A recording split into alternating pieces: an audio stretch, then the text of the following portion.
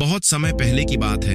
एक अल्लाह वाला जो इबादत, संयम और तकवे में प्रसिद्ध था, एक गांव में रहता था। वह हमेशा अल्लाह के जिक्र में मशगूल रहता और लोगों को नेकी की राह दिखाता। लेकिन तकदीर का फैसला कुछ और था। एक दिन उसकी नजर एक बेहद खूबसूरत औरत पर पड़ी जो हुस्न और जमाल में बेमिसाल थी। उसकी आंखों में ऐसी कशिश थी कि अल्लाह वाले का दिल कांप उठा। वह अपनी नजरें झुकाने की कोशिश करता, मगर उसका दिल बेकाबू होने लगा। जैसे ही यह इश्क उसके दिल में जगह बनाने लगा, शैतान सरगर्म हो गया। उसने वसवसे डालने शुरू कर दिए, तुम भी इंसान हो, मोहब्बत तुम्हारी फितरत में शामिल है। अगर यह औरत तुम्हारे दिल में घर कर गई है तो इसमें क्या बुराई है? अल्लाह तो दिलों के हाल जानता है। और अगर तुम्हें मोहब्बत हो गई है तो यह भी तो अल्लाह ही की बनाई हुई चीज है। अल्लाह वाला जो हमेशा तकवे पर कायम था, अपने दिल में एक जंग महसूस करने लगा। वह सबसे शिद्दत अख्तियार करने लगे कि शायद यह औरत उसकी जिंदगी की खुशियों का जरिया बन सकती है। शैतान ने एक और चाल चली। एक दिन अल्लाह वाले को मौका मिला कि वह इस औरत से बात कर सके। वह उसे देखकर बेखुद सा हो गया। शैतान ने उसे और बहकाया, यह इश्क गुनाह नहीं, अगर तुम इससे निकाह कर लो तो यह जायज हो जाएगा। जाओ उससे बात करो, उसके करीब हो जाओ। इन वसवसे ने अल्लाह वाले के दिल में शक और शुबहत पैदा कर दिया। उसकी इबादत में अब वो तसल्ली और सुकून नहीं रहा जो पहले था।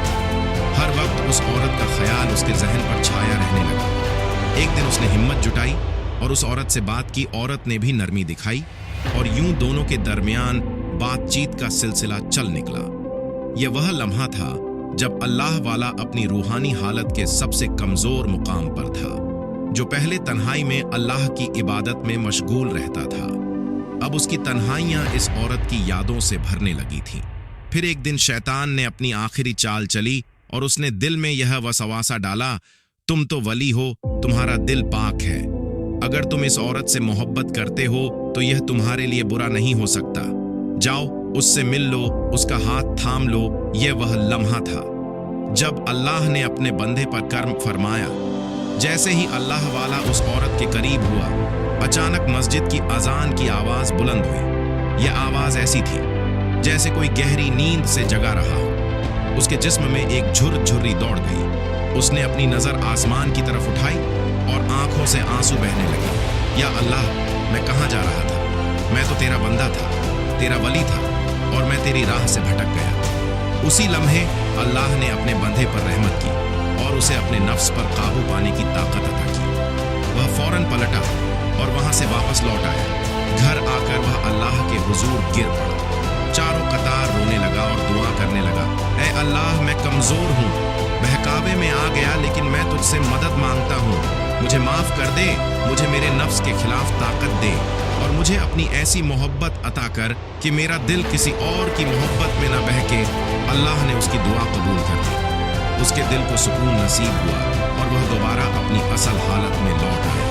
मगर अब वह पहले से भी ज्यादा होशियार और सतर्क हो चुका था।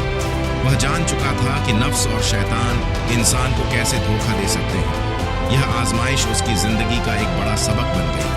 अब वह दूसरों को भी नसीहत करने लगा कि इश्क और मोहब्बत की राह में शैतान कैसे हमला करता है और अल्लाह की पनाह लेना कितना जरूरी है। ये कहानी हमें सिखाती है कि कोई भी इंसान, चाहे वह कितना ही नेक क्यों ना हो, शैतान के वसवसे से महफूज नहीं।